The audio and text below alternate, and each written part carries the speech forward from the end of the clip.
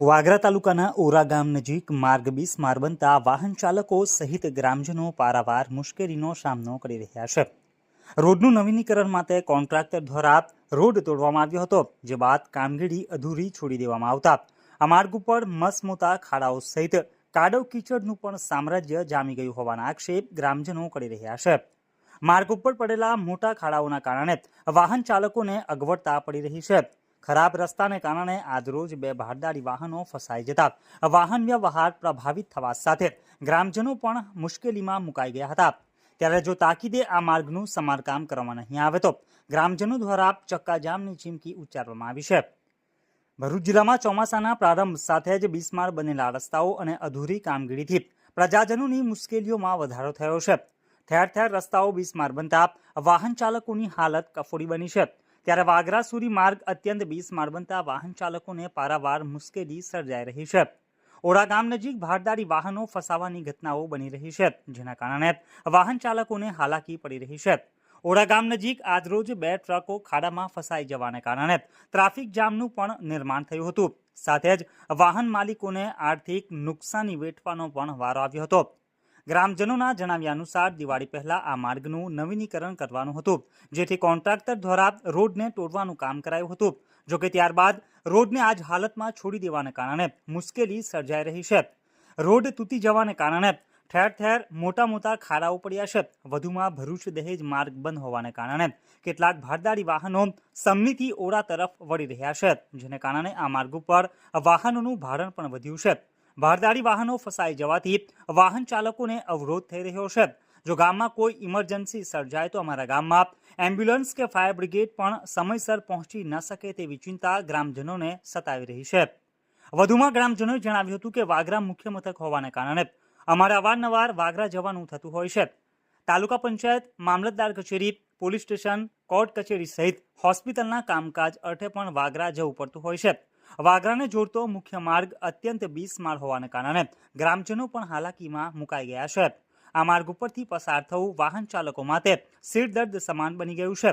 ખખડધજ માર્ગને કારણે દિવસ દરમિયાન ટ્રાફિકની પણ સમસ્યા સર્જાઈ રહી હોવાની ફરિયાદો વાહન ચાલકોમાં ઉઠવા પામી છે. ભારદારી વાહનોનું ભારણ વધતા આ રસ્તો દિવસે દિવસે વધુ બિસ્માર બની રહ્યો છે. ગ્રામજનોનું કહેવું છે કે અમને ખબર છે કે ચોમાસું શરૂ થઈ ગયું છે, એટલે વરસાદમાં રસ્તો તાત્કાલિક નવો નથી બની શકવાનો, પરંતુ સારી રીતે સમારકામ કરવામાં આવે તેવી માંગ વાહન ચાલકો કરી રહ્યા છે. ત્યારે તાકીદે જો આ સમસ્યાનું સમાધાન કરવામાં નહીં આવે તો અમે કલેક્ટરને આવેદન પાઠવી રસ્તો જામ કરવાની ચીમકી પણ ગ્રામજનો દ્વારા ઉચ્ચારવામાં આવી છે. મારું નામ મેરુભા દીપસંગ રાજ છે. હું ઓરાનો વતની છું. આ રોડ સમનીથી વાગરા લગતો છે. અહીંયા જે રોડનું કામ છે એ દિવાળી પહેલાં કામ ચાલુ થવાનું હતું. કોન્ટ્રાક્ટર આ રોડ તોડેલો છે ને કીધું હતું કે અમે તાત્કાલિક બનાવી દઈશું. જો વરસાદના લીધે કંઈ કામ થતું નહીં. બીજું કે આગળ જે આ રસ્તો છે તે તમે જોઈ શકો છો કે આ રસ્તો એ લોકોએ ખોલી તો કાઢેલો જ છે, પણ એને માટી કે ગમે તે પૂરણ કરેલું હોત તો બી આ પબ્લિક ગામની હેરાન ના થાય. બીજું કે આ સાધનોવાળા હેરાન ના થાય. પણ અહીંયા કોઈ જાતનું કામ કરેલું નથી. અમે રજૂઆત કરીએ છીએ તો એવું કે ભાઈ ટોલી છે આવતી નથી, વરસાદ છે, તો તમે આ પોઝિશન જોઈ શકો છો. કેટલી ટ્રકો અહીંયા આગળ ફસાઈ છે? અહીંયા ઓલરેડી એક હાઈવો છે ને એક ટ્રક બે ગાડી તો ફસાઈ જ ગઈ છે. આ રોડ સદંતર ચોકઅપ થઈ ગયો. આવું કેટલા દિવસથી ચાલે છે? 2-3 દિવસથી લગભગ 2-5 દિવસથી 15 દિવસથી આ રોડનું પોઝિશન તમે જો 2-4 વરસાદ પડેલા અને આ ખાડાનું પોઝિશન થઈ ગયું છે.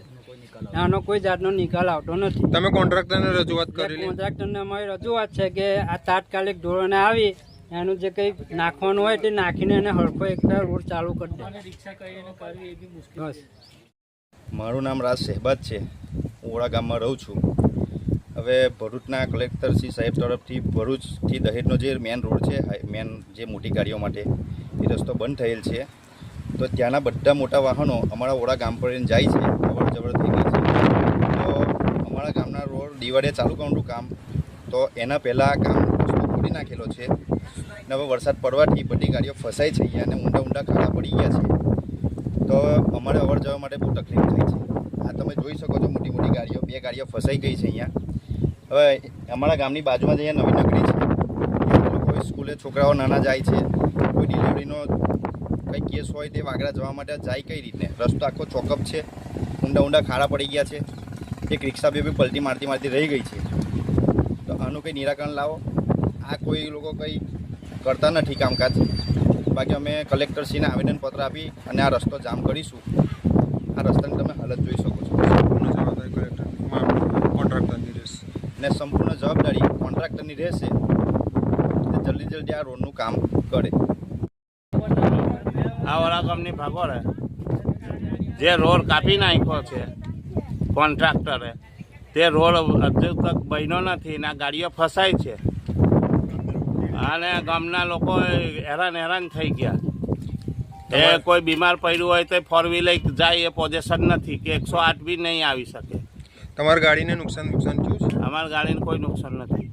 તો ગાડી તમારી ફસાઈ ગઈ છે? હા. કોના કારણથી? કોન્ટ્રાક્ટરની લાપરવાહી ના કારણે? હા, એના લાપરવાહીથી જ ને. એને રોડ કાપી નાખ્યો, જમીન બરાબર જમીન આવી ગઈ નીચે, પથ્થર બધા કાઢી નાખ્યા.